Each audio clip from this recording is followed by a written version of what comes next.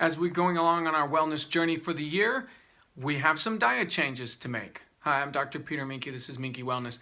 And as we've been going through, last month the elimination system and this month the skin, this quarter for last month and then through next month, we're making the dietary change to get rid of the artificial stuff, get rid of our chemicals, preservatives, artificial flavors, synthetic, anything synthetic, and would it be and artificial sweeteners, anything that isn't just coming right out of nature. Okay, so I know we were working on that last month, but it's worth talking about again here in the context of the skin, because when we eat that, eat stuff that our body can't process, it ends up trying to store it in the periphery. It tries to store it away from the vital organs.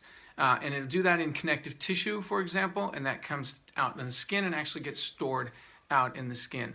And then depending on as we go along, if the circulation starts becoming poor in the skin, that stuff is trapped there and it sits and damages the skin. Have you ever noticed that someone who smokes, for example, smokes cigarettes, their skin ages a lot faster? You see that they're look older, they get wrinkles a lot faster.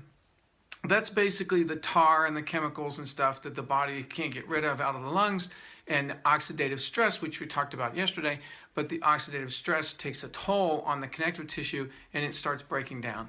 And so we don't want to add any more burden to the body than what we already have to deal with on the stuff that we can't avoid. I mean, the industrial and agricultural chemicals and actually don't look, I don't mean to be depressing, don't go and look up a study on municipal water quality, especially as it pertains to pharmaceutical drugs and metabolites that are in our city water supply.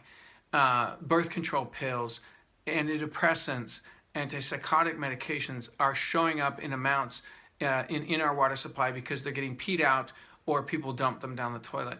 And so this is it's like I said, if you don't want to be depressed about this, don't look this up, because it's horrible what we got in our water supply. And if they don't test for it, and if they're not mandated to test for it, they won't. So there's currently no requirement that a municipal water supply test for the presence of birth control pills, for example, or birth control drugs, I should say. They're not required to test for it. So guess what? You don't know. It's there, but we're just all going to pretend like it doesn't happen. Of course, the damage to some of these chemicals, and I know I've gotten off talking about medication, but the damage to some of these chemicals to the body is if they're endocrine disruptors, if they're hormone disruptors, very small amounts can have an impact on the body. So it's not just a thing where we have it's not just I'm not just overreacting here. Oh yeah, that's that Peter guy talks about all that wellness stuff. But I don't have to worry about that. So basically what it comes down to, we need to filter our water. So that's our first thing. When we're talking about water, drinking, and removing the chemicals and stuff from our diet, obviously we're talking food and preservatives and colorings and things like that, but we also want to make sure we're drinking filtered water. So let's switch over to the food real quick. When you get packaged food, and actually it's kind of depressing, even the quote-unquote fresh produce, and especially fresh produce that you get in at a restaurant. You're eating salad and you notice that the salad looks really green. Well, there's a compound, I don't know what it's called, there's a chemical that gets added to greens to make them look greener, and it's a synthetic chemical. I mean, it's a chemical. It's not something that shows up in nature.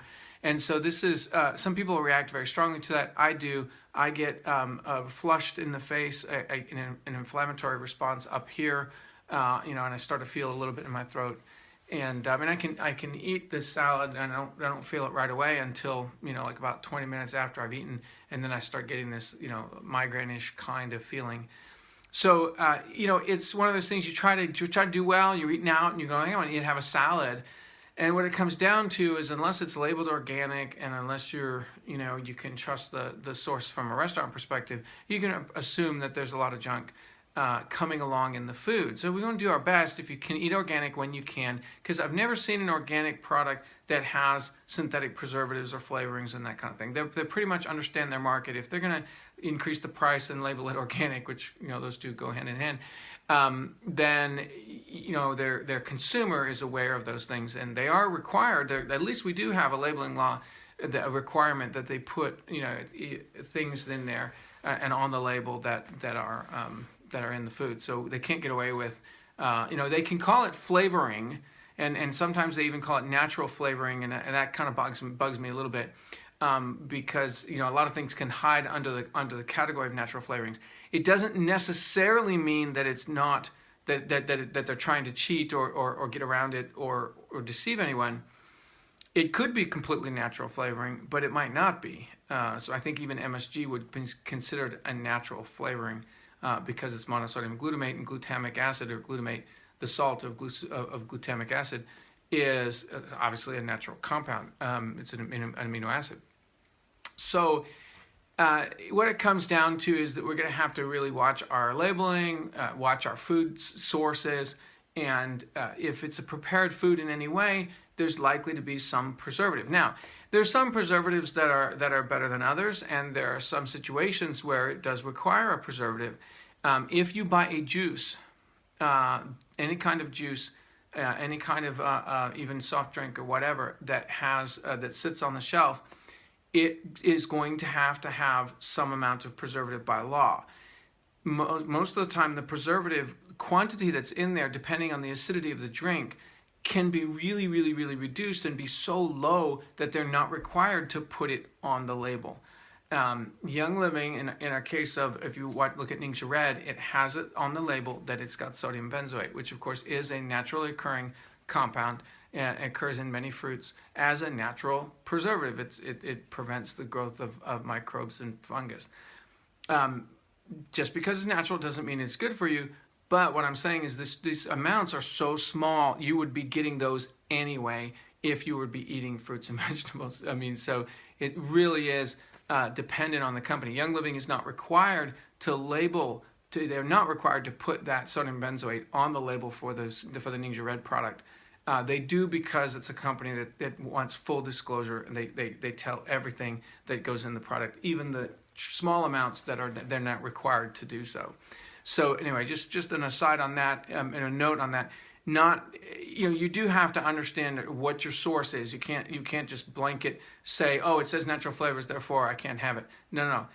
If it's an organic and everything else looks good, I don't mind the natural flavor label. I'm like, okay, we're good with that. Now, if I eat a product and I get a headache, and this has not happened to me, as long as it's an organic product, then I'm fine with it, and I'll just go forward. So we're basically talking about diet here in terms of our the elimination of the colorings and artificial flavors. A lot of people don't really quite understand like synthetic vanilla, for example. Well, it's vanilla flavoring. Unless it's authentic real vanilla, that thing is synthetic, and it's not. It's in the same category as synthetic essential oils. They come with potentially a lot of problems, and in fact, synthetic vanilla flavor nowadays is manufactured from cow dung. Yep, that's true. A Japanese process was given a prize for their innovation of developing. I'm not kidding. Of developing vanilla flavor, an artificial vanilla flavor out of cow dung. Yeah. So let's give her a prize for that, right? Well, it was it's recycling. So when we look at our food, it's gonna, we really have to kind of know a bit of our sources, and even, like I said, even our fresh fruits and vegetables. So that's really all I have to talk about. I mean, that stuff's gonna come out on the skin. It's just an added stress to the body. If you stress the liver, you're gonna potentially stress the skin. So all these things are gonna help the body in general be more well if we get rid of these synthetics and chemicals and preservatives. Some, like I said, some preservatives more dangerous than others. Some of them, naturally occurring and not as bad. Sodium benzoate's one of those that, in the case of a very small amount, you're going to get that in your natural food supply. I can't think of. The other ones like TBQ or BHB. Anyway, I can't remember all the little letter designations. Toluene, beta-hydroxytoluene, and BHT. Some of these are kind of bad, and they're so effective that they can actually just add them to the packaging, so they don't even need to put it in the cereal. For example, you get cereal boxes that often are the boxes themselves are laced with BHT, and I'm like, that doesn't sound so good to me. So we just go organic. Makes it simple. It's more expensive for sure, and we definitely drink filtered water. Let me make one comment about water, that a lot of people will go for the spring water. And the problem I have with spring water is that the springs are no matter how deep they are at this point in our world, the springs are still polluted. And when I drink, I won't name any brands, but there's a spring water that's very, very popular around here.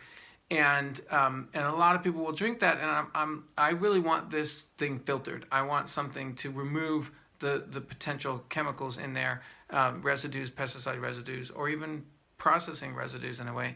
But I want to try to get rid of everything in there, and I'm not worried about the stripping the minerals out and destructuring the water.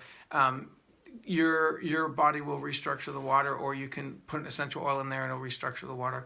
And then you could always add a drop of mineral essence in there. So I know that's an extra step, but I would rather have nothing in it. I don't want any fluoride in it. I don't want any mercury or lead. I don't want any trace amounts of any of these things even. I want that all just cleared out as best I can. And so I run it through a reverse osmosis filter. There are carbon block filters that have been shown side by side to be as effective as a small scale home version of a reverse osmosis. So it's not, you don't have to go and get a reverse osmosis system, but you want to have a good quality filter on your water. A lot of people don't realize that they cook with this.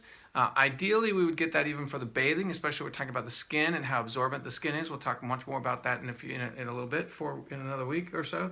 And so the skin's absorbing that. So if we're showering with regular tap water, we cook and we eat, we drink everything that's filtered, but then we shower without filters.